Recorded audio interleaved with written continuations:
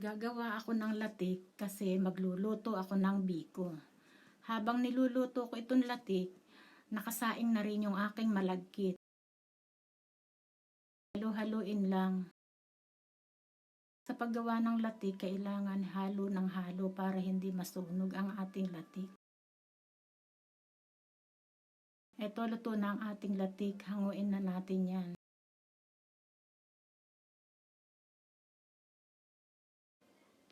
Ito na yung sinaing kong malagkit. Pinaghalo ko ito na puti at violet na malagkit. Dun sa kawali na pinaglutuan ko ng latik, dito ko na rin lulutuin ang biko. Hindi ko na tinanggal yung mantika, and then naglagay ako ng sugar para i-caramelize. And then nilagay ko na rin ang gata and then brown sugar. Haluin lang na mabuti hanggang sa matuna yung ating asukal. And then antayin natin na kumulo.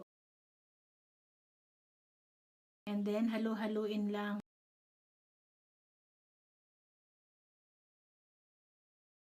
Pag ganito na ang texture ng ating latik sauce, pwede na nating ilagay ang ating malagkit.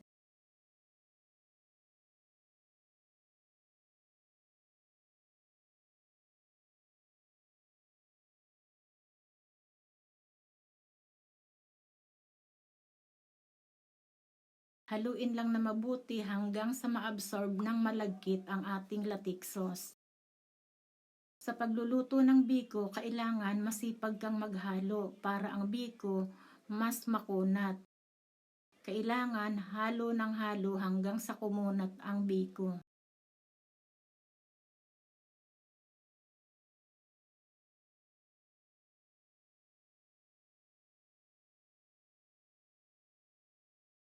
Ayan, okay na to. Transfer na natin sa bilao. Aluminum foil na lang ang ginamit ko kasi wala akong dahon ng saging. Pwede naman ang aluminum foil.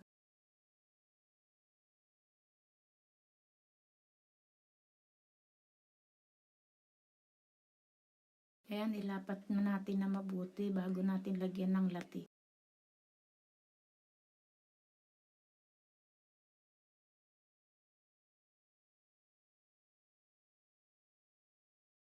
Pang merienda lang namin ito, pero kahit pang merienda, lalagyan ko rin ng hiwa-hiwa para magandang tingnan.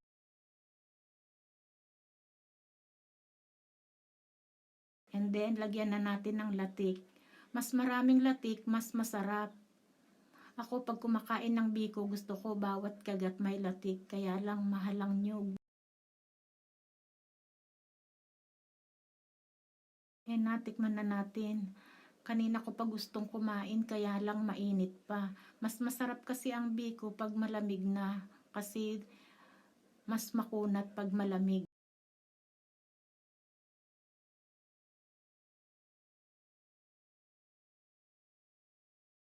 Ayan, kain po tayo.